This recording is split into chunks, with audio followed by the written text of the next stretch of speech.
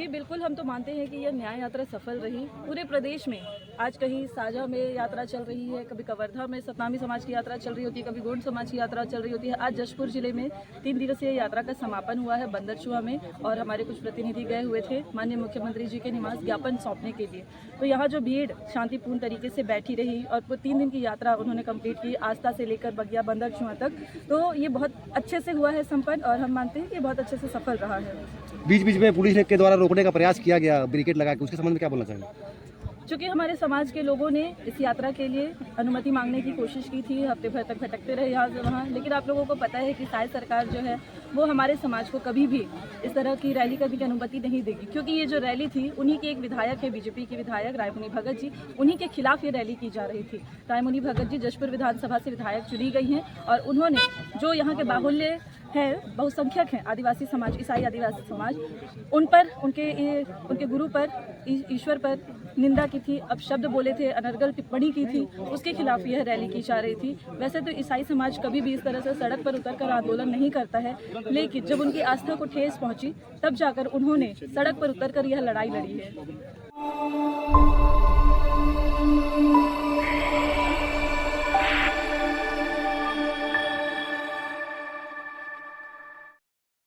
आदिवासी ईसाई महासभा के द्वारा अपनी मांगों को लेकर के 25, 26 और 27 का जो न्यायिक यात्रा किया गया है, तो इसमें आपकी मांग क्या है?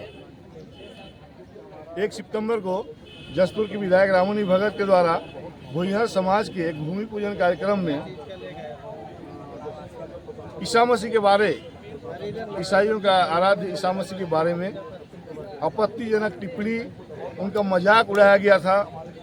उसके कारण से हमारा ईसाई समुदाय बहुत ही आहत और दुखी हुआ था, जिसके कारण से जसपुर जिले के 14 थानों सहित प्रदेश के अन्य थानों में भी रायमुनि भगत के नाम पर एफआईआर दर्ज कर उस पर कानूनी कार्रवाई करने की मांग की गई थी हमारे समुदाय के लोगों के द्वारा, किंतु शासन प्रशासन के द्वारा उस पर कोई कार्रवाई नहीं की गई, जिसके कारण से ईसाई आदिवासी महासभा व पूरे प्रदेश के ईसाई समुदाय ने जसपुर के लोधाम से लेकर पत्थलगांव तक मानव श्रृंखला के माध्यम से शांतिपूर्ण आंदोलन कर मांग की थी कि रायमुनि भगत के नाम पर जल्द से जल्द एफआईआर दर्ज किया जाए और उन पर कानूनी कार्रवाई किया जाए। किंतु उस शांतिपूर्ण आंदोलन का भी सरकार पर कोई भी असर नहीं हुआ।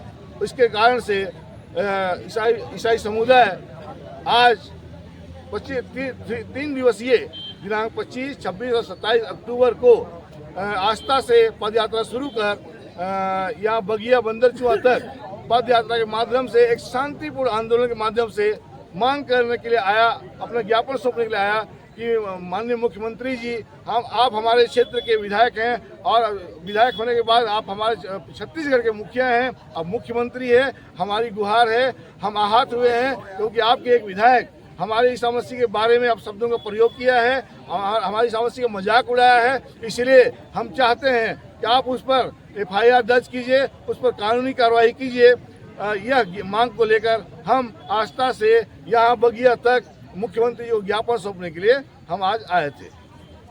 छत्तीसगढ़ की जसपुर जिले की जो जिला प्रशासन है, एफआईआर दर्ज करने के बावजूद भी वो एक्शन मोड में नहीं आया, और कल जो न्याय यात्रा किया जा रहा था, लोरो में बैरिकेड लगाया गया और यात्रा को रोका गया। इसको आप किस परिप्रेक्ष्य में आप बोलना चाहेंगे? प्रशासन के द्वारा अभी तक जो कार्रवाई हुई है उससे हमारा समाज, उस पर जो एकदम मामूली सी धारा लगाई है, उससे हमारा समाज संतुष्ट नहीं है, क्योंकि उसने बहुत ही बड़ा अपराध किया है। 2 समुदायों को आपस में लड़ाने की, सौहार्द खराब करने की बातें कही है। और हम बताना चाहते हैं, जब हम इसी बात को लेकर शांतिपूर्ण आंदोलन लेकर जब हमारे मुख्यमंत्री, हमारे मुखिया हैं जो, उनके पास हम अपनी बातों को रखने के लिए शांतिपूर्ण आंदोलन के माध्यम से हम जब पद यात्रा कर रास्ता के एक किनारे अपने सुरक्षित हम आ रहे थे, हमारे जसपुर जिले के प्रशासन के द्वारा बैरिकेड लगाकर हमें लोरो घाट के नीचे बैरिकेड लगाकर रोका गया, और रोकने के पश्चात पानी के फुहारों से हमें पानी के फुहार मारा गया हमारे ऊपर, और जिससे कि हमारी महिलाएं और छोटे छोटे बच्चे जो इस आंदोलन में शामिल थे, महिलाओं की गोदी में बच्चे थे, बहुत ही परेशान हुए।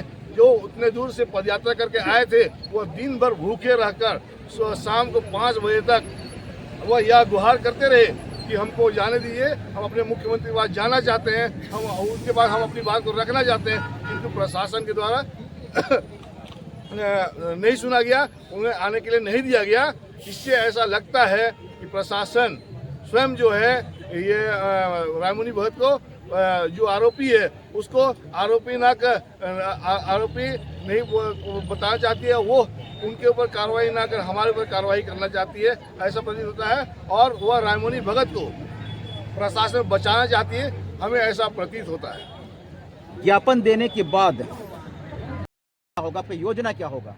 अभी तक हमारे समुदाय के लोग बहुत ही शांतिपूर्ण लोग हैं, हमारे ईसाई समुदाय के लोग बहुत ही शांतिपूर्ण लोग हैं, और अभी तक हम शांतिपूर्ण आंदोलन के माध्यम से अभी तक हम मांग करते आए हैं। यदि इसके बाद भी हमारी मांग पूरी नहीं की जाती है तो आने वाले समय में उग्र से उग्र आंदोलन किया जाएगा। हम शांत बैठने वाले नहीं हैं जब तक उस पर कार्रवाई नहीं हो जाती। चलिए, बहुत बहुत धन्यवाद महोदय जी। न्याय यात्रा सफल रहा? बिल्कुल सफल रहा, क्योंकि ये काफ़ी लंबी 3 दिवसीय न्याय यात्रा था। आज अंतिम पड़ाव में गए थे।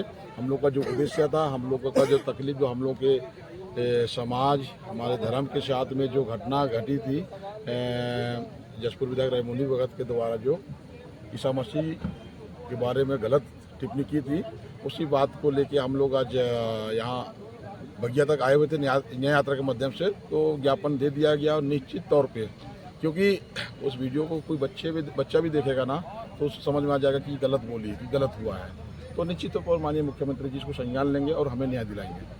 यकीन है आप लोग को? बिल्कुल बिल्कुल भरोसा दूसरा है। रणनीति कब होगा, नहीं होगा कार्रवाई तो? ये देखते हैं, अभी तो समय देंगे हम लोग, है ना। मुख्यमंत्री दिए हैं तो कुछ चीज़ भी तत्काल संभव नहीं है, तो हम लोग पर्याप्त समय मुख्यमंत्री को देंगे।